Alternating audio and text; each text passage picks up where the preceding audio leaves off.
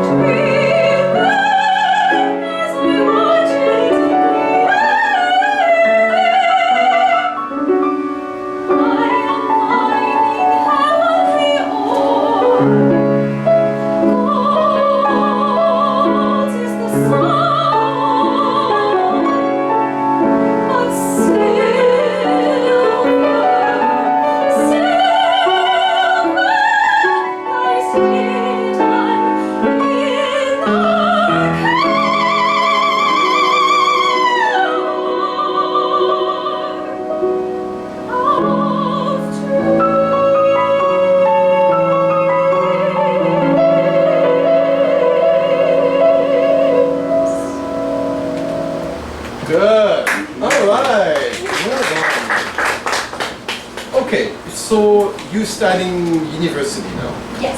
Right. Okay.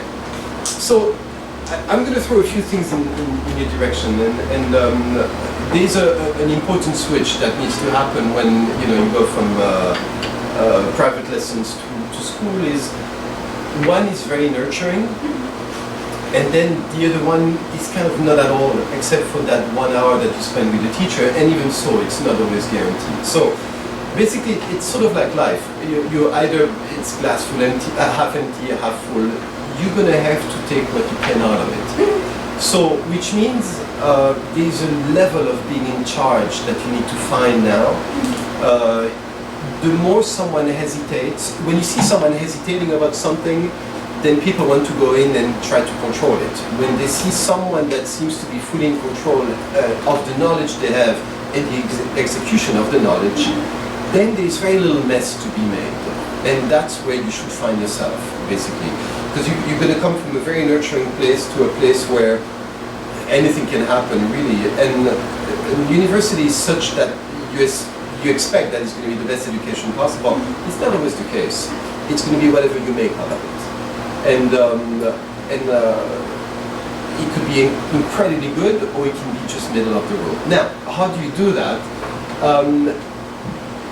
There is a level of, how do you call this, involvement with the music that is very good in what you do, and it's beautifully done, but you're in sort of this dreamlike place, basically, right now. And I would suggest that you go into the control place, not the control from here, but the control of your environment.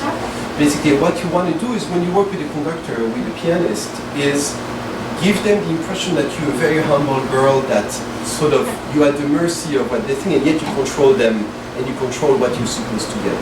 And I've joked that I used to work with this soprano that she hated conductors, but she didn't hate conductors, but they bothered her all the time, and so she would she would change cadenzas every night, basically, and then she would let the guy wait with a stick like that, and I would see him on the monitor. He would be mad every night because he never knew, he was afraid of losing the band.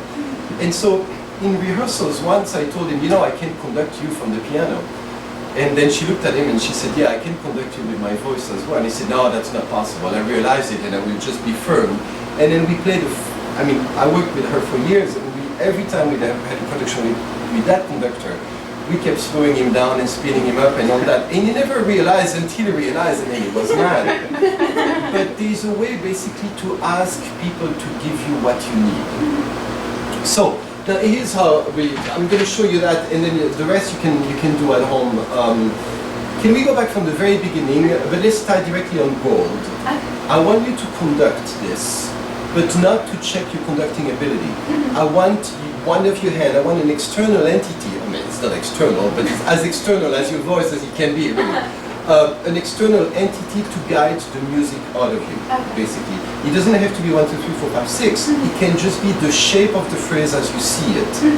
But the idea is there's something external that's going to guide what you end up doing. By the time, you're not going to conduct a conductor or a teacher, but by the time you have internalized that, your body will speak without speaking, and it will let people know the information. So if you don't give the information, we go into control mode and we can say, okay, she's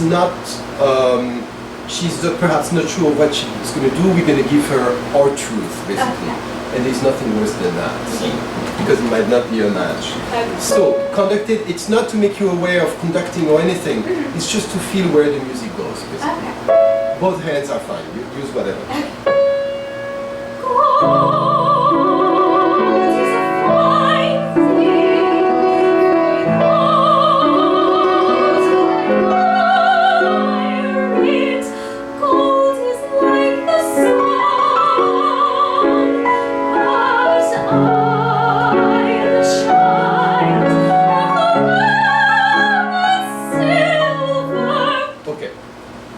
It's good.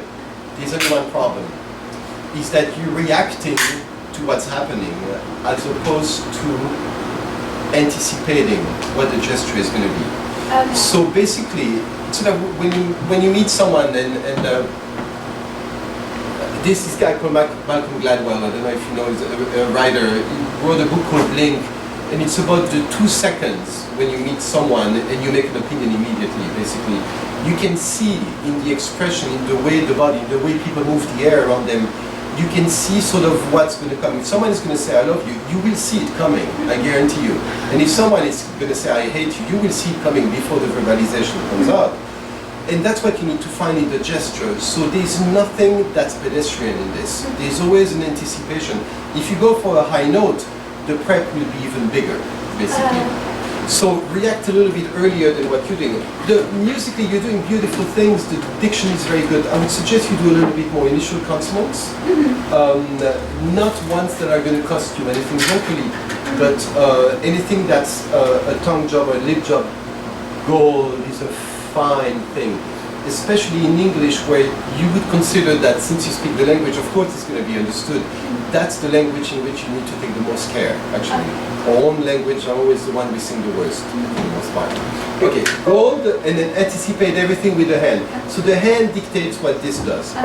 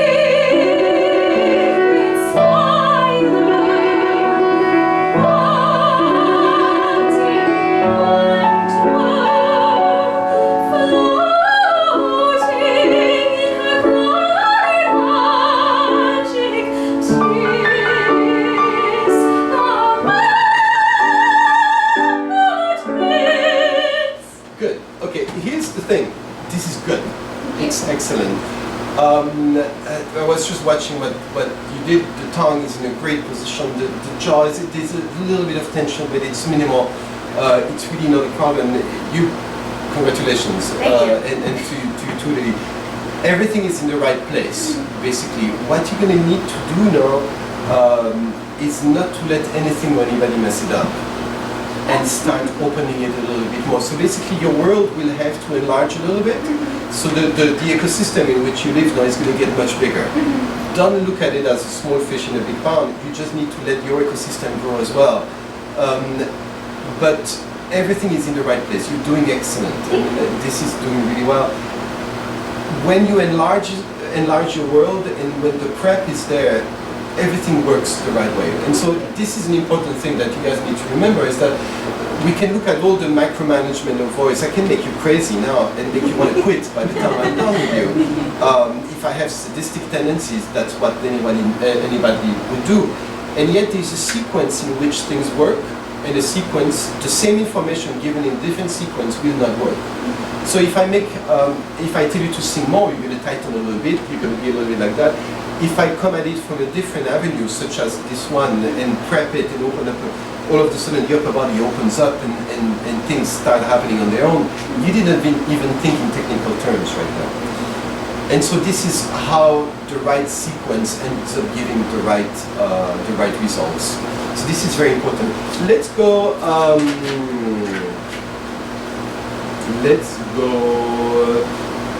towards the end. By the way, you know that gold is better than silver, right?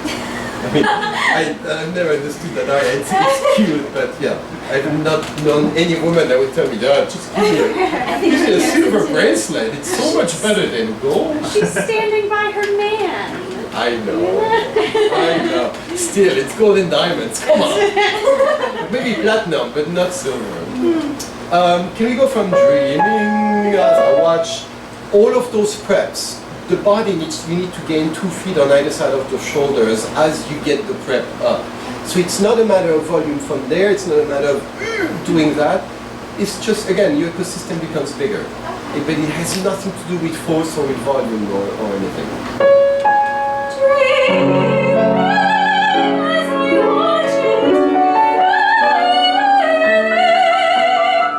Yeah, and then you add a beat too many there. So I am. Dreaming again.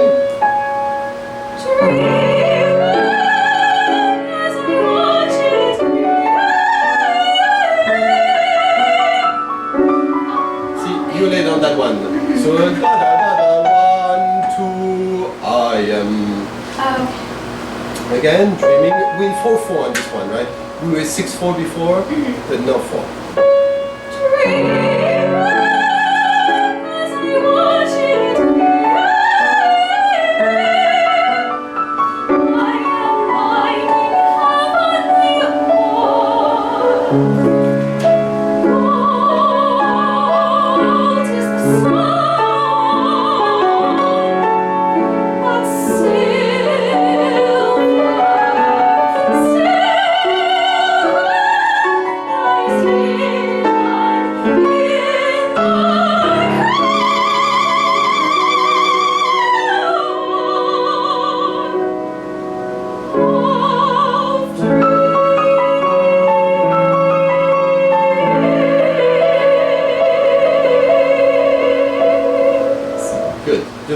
Note, start vibrating it immediately, otherwise it goes Broadway style.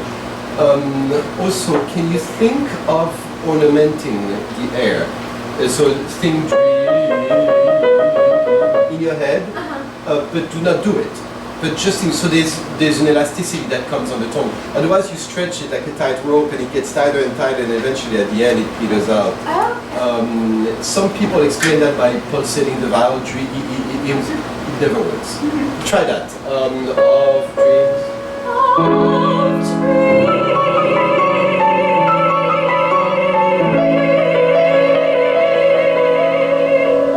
Yeah. Good. Very well done.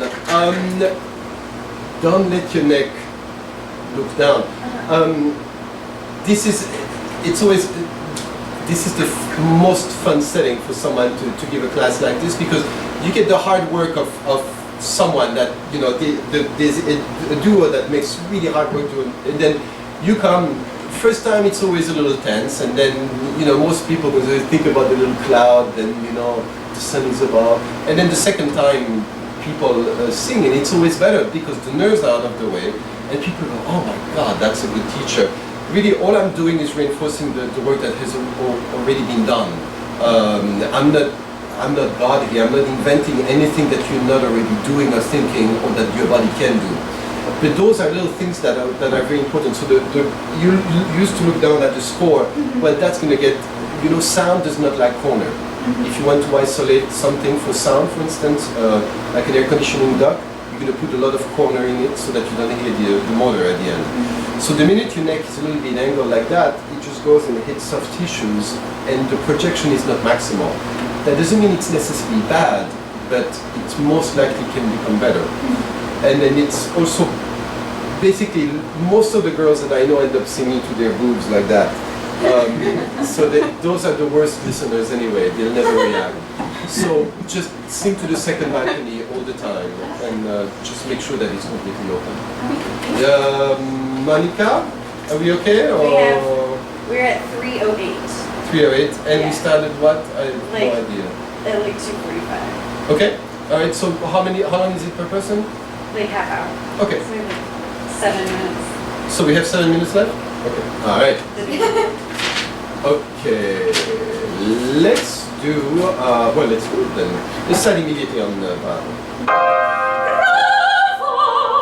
And after the theater, supper and dance, music. If someone was putting their elbow between your shoulder blade, your hand should rest in the head. So right now you look straighter, but it's hard to tell with your hair, but the neck is a little bit angled. So as tall a neck as possible, unless you have a back issue, but otherwise as tall as possible. Bravo! And after the theater, supper and dance, music. Papa, up in the sky, someone is playing a trombone and a guitar. Red is your tie, and in your velvety coat, you had a star. Monica, Monica, dance the waltz. Monica, Monica, dance the waltz. Follow me, and song. Keep time with me. 1, 2, 3, 1. If you're not shy, pin up my hair with your star and buckle my shoe. And when you fly, please hold on tight to my waist. I'm flying with you. Oh, Monica, Monica, dance the waltz. Monica, Monica, dance the waltz. Follow me, and song. Follow me, follow me, follow me, follow me.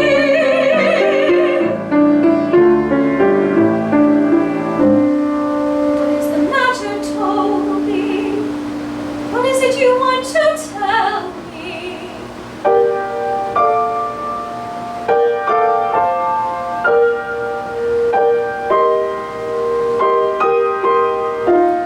Kneel down before me, and now tell me.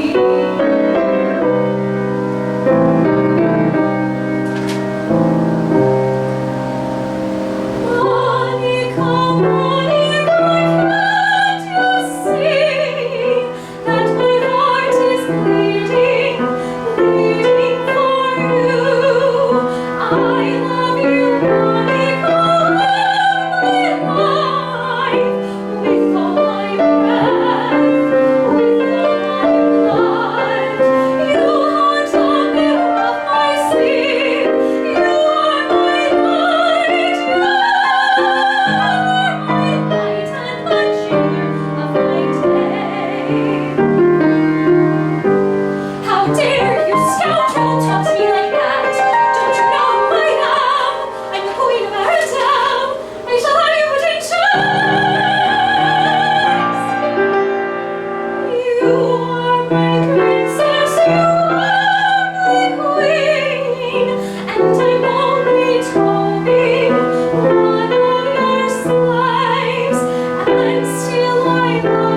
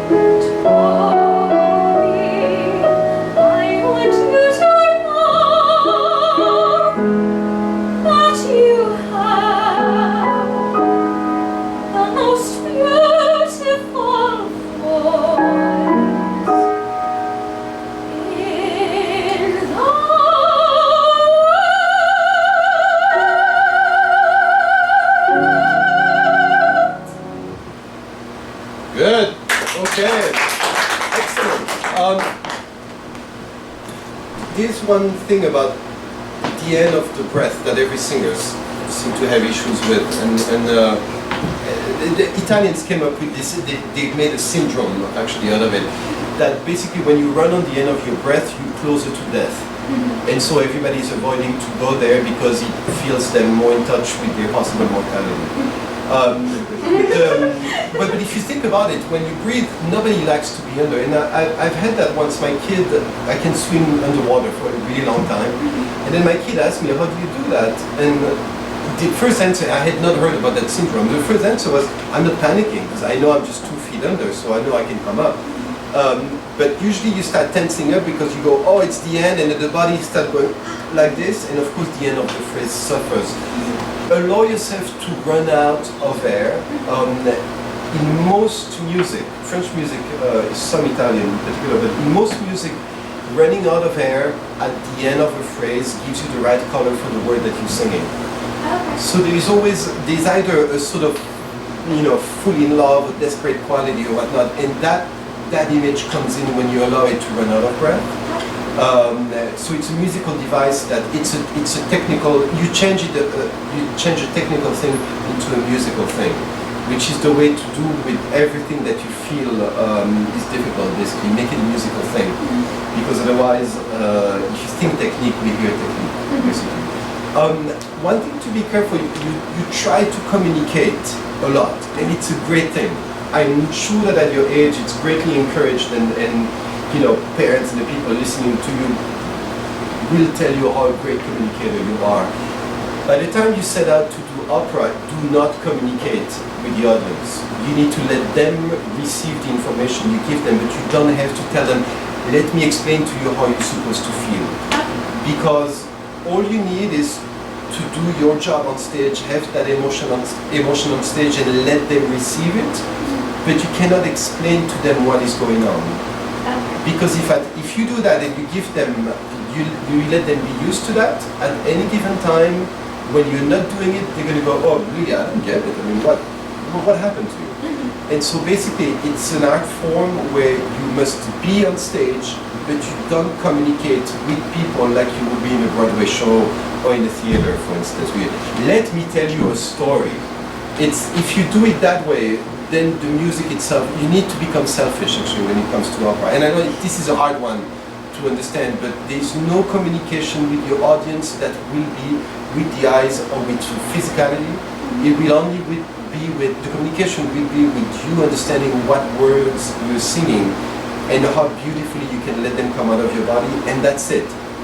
The rest, how it's received, perceived, heard, not heard by the people, but your job is actually to feel it, to be as beautiful as possible here, inside, outside. You sing it, and then you don't worry about it. But if you communicate like that, then you're at the mercy of every single comment that will come from people.